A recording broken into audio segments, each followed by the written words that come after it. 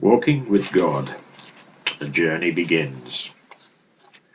Born long ago in an occupied land, witnessing the horror and failure of a Galilean rebellion, a boy taught by his mother of meaning in Scripture, and thus was he guided. A young man with deep conviction, he was the visible image of the invisible God, seeking his path to reject those ways of greed and power, tempted in the desert to abuse and misuse, rejecting the evil that he could see all around, preparing his mind under the Judean desert heat, baptized by another, immersed from head to feet. The ways of man were not the ways of him, a message of a need to renew faith, hope, and love.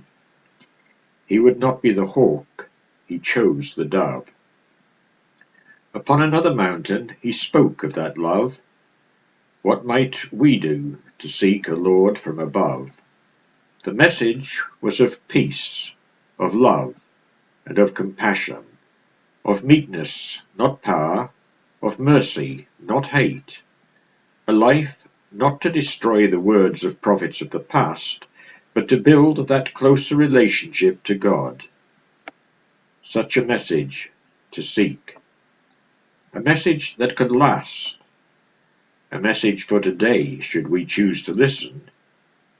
Heed not the words that claim to own such a message, for he is to be found in many forms, and if each form is but one, then the message is love, pure love. Old Pendle Hill still stands proud, bared to the winds. Storms over the ages have not troubled these rocks, whose grassy peak inspired the mind of one George Fox, a teenager so moved he left home to help others seek God, not in the cathedrals, minsters, churches, and chapels. Such vessels had long served their use.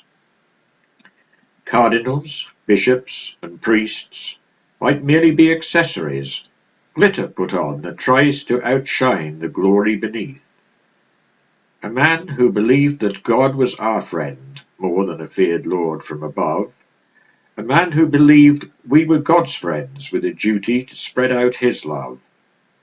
Upon that peak he saw below not the green fields and valleys, but the multitudes gathered who sought to find truth, meaning in their lives that would give them a faith not imposed.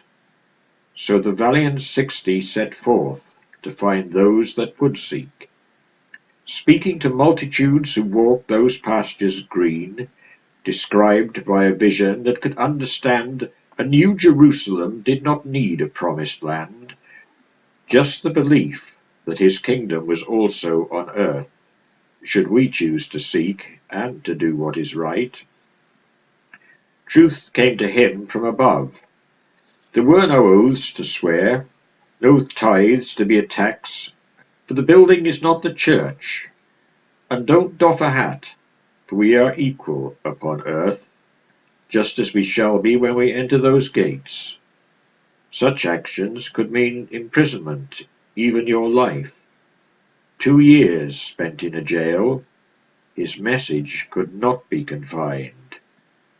The one they hated him for most, the rejection of violence, that thou shalt not kill. But I still believe he was expressing God's will. They told me stories at a school with windows of stained glass, a magnificent lectern where they would ask me to read, for I spoke without fear of what they told me to believe. Then I studied at another school for religious instruction, where I learned what to write to pass an examination. So I wrote without thinking about what to believe. Then I found a great church where the minister took me in hand, showed me a new way that I might understand.